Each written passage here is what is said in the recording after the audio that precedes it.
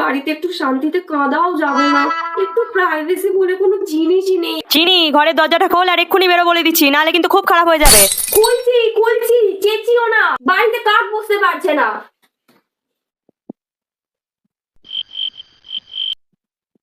কি হলো বলো তো মেয়েটা? সকাল থেকে এরকম একা একা পড়ে আছে।